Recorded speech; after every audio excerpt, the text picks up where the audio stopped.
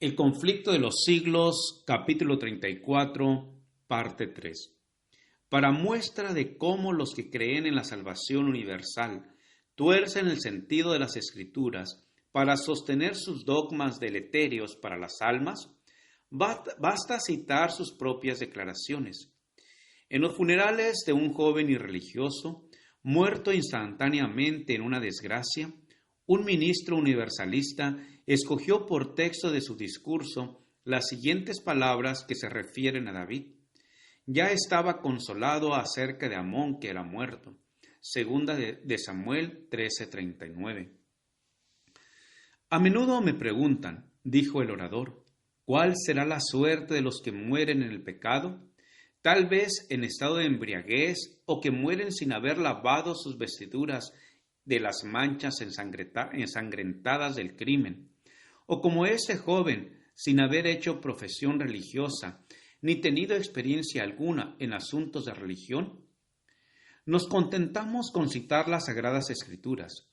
La contestación que nos dan al respecto ha de resolver tan tremendo problema. Amón era pecador en extremo, era impenitente, se embriagó y fue muerto en ese estado. David era profeta de Dios. Debía saber si Amón se encontraba bien o mal en el otro mundo. ¿Cuáles fueron las expresiones de su corazón? El rey David deseó ver a Absalón, porque estaba consolado acerca de Amón que era muerto. ¿Y qué debemos deducir de estas palabras? ¿No es acaso que los sufrimientos sin fin no formaban parte de su creencia religiosa? Así lo entendemos nosotros, y aquí encontramos un argumento triunfante en apoyo de la hipótesis más agradable, más luminosa y más benévola de la pureza y de la paz finales y universales. Se había consolado de la muerte de su hijo. ¿Y por qué? Porque podía con su ojo de profeta echar una mirada hacia el glorioso estado, ver a su hijo muy alejado de todas las tentaciones, libertado y purificado de la esclavitud y corrupciones del pecado. Y después de haber sido suficientemente santificado e iluminado, admitido a la asamblea de espíritus superiores y dichosos. Su solo consuelo consistía en que su Hijo amado, al ser recogido del presente estado de pecado y padecimiento, había ido a donde el soplo sublime del Espíritu Santo sería derramado sobre su alma oscurecida, a donde su espíritu se desarrollaría con la sabiduría del cielo y con los dulces transportes del amor eterno, a fin de ser así preparado para gozar con una naturaleza santificada del descanso y de las glorias de la herencia eterna. Con esto queremos dar a entender que creemos que la salvación del cielo no depende en nada de lo que podamos hacer en esta vida, ni de un cambio actual de corazón, ni de una creencia actual, ni de una profesión de fe religiosa. Así es como este profeso ministro de Cristo reitera la mentira ya dicha por la serpiente en Edén. De seguro que no moriréis. En el día que comieres de él, vuestros ojos serán abiertos y seréis como Dios.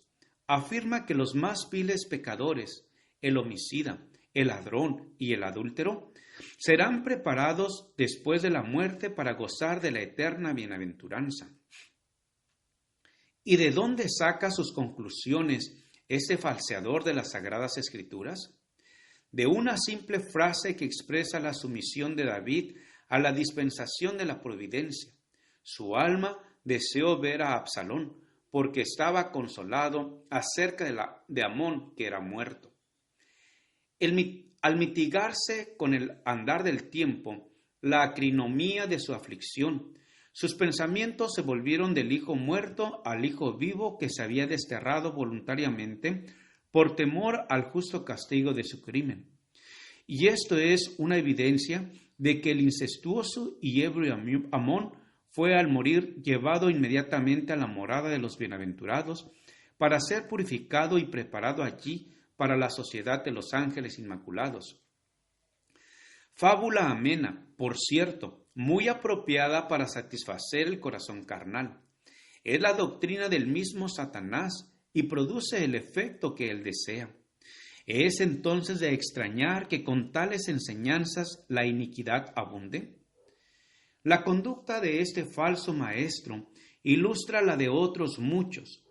Desprenden de sus contextos unas cuantas palabras de las Sagradas Escrituras, por más que en muchos casos aquellos encierren un significado contrario al que se les presta, y esos pasajes así aislados se tuercen y se emplean para probar doctrinas que no tienen ningún fundamento en la palabra de Dios. El pasaje citado para probar que el borracho Amón está en el cielo no pasa de ser una mera conjetura, a lo que contradice terminantemente la declaración llana y positiva de las Santas Escrituras de que los dados a la embriaguez no poseerán el reino de Dios. 1 Corintios 6:10. Y así es como los que dudan, los incrédulos y los escépticos convierten la verdad en mentira. Y con tales sofismas se engañan a muchos y se los arrulla en la cuna de una seguridad carnal. Si fuese cierto que las almas de todos los hombres van directamente al cielo en la hora de la disolución, entonces bien podríamos anhelar la muerte antes que la vida. Esta creencia ha inducido a muchas personas a poner fin a su existencia.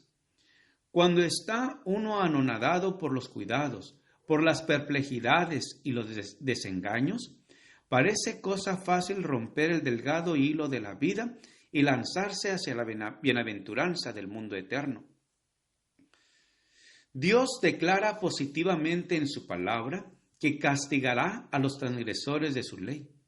Los que se lisonjean con la idea de que es demasiado misericordioso para ejecutar su justicia contra los pecadores, no tienen más que mirar a la cruz del Calvario.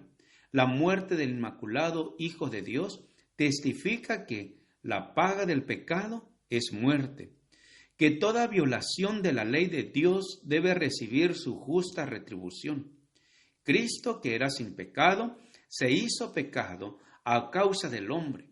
Cargó con la culpabilidad de la transgresión y sufrió tanto, cuando su Padre apartó su faz de él, que su corazón fue destrozado y su vida aniquilada, hizo todos esos sacrificios a fin de redimir al pecador.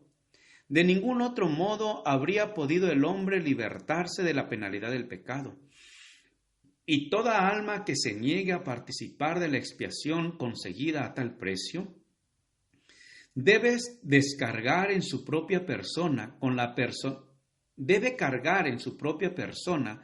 con la culpabilidad y con el castigo por la transgresión. Consideremos lo que la Biblia enseña, además respecto a los impíos y a los que no han aprendido, y a quienes los universalistas colocan en el cielo como santos y bienaventurados ángeles. Al que tuviere sed, le daré a beber de la fuente del agua de la vida de balde. Apocalipsis 21:6. Esta promesa es sólo para aquellos que tuvieren sed.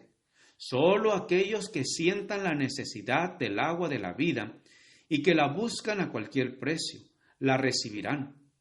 El que venciere heredará todas las cosas, y yo seré su Dios, y él será mi hijo.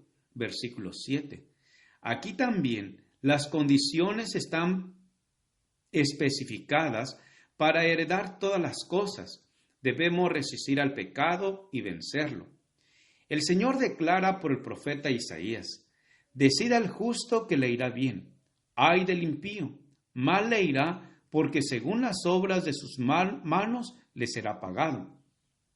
Isaías 3, 10 y 11.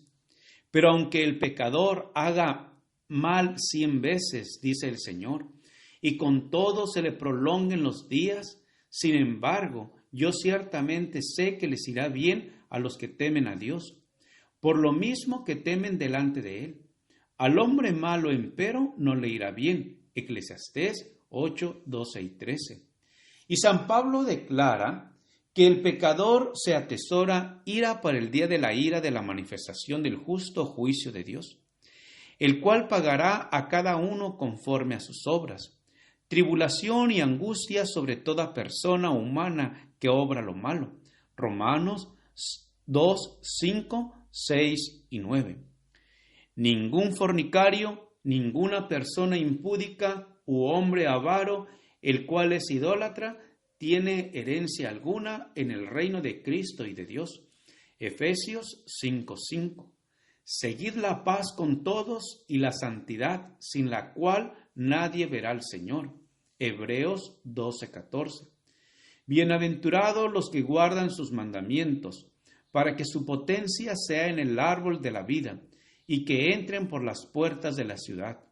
Mas los perros estarán fuera, y los hechiceros, y los disolutos, y los homicidas, y los idólatras, y cualquiera que ama y hace mentira. Apocalipsis 22, 14 y 15. Gracias por escuchar este audio.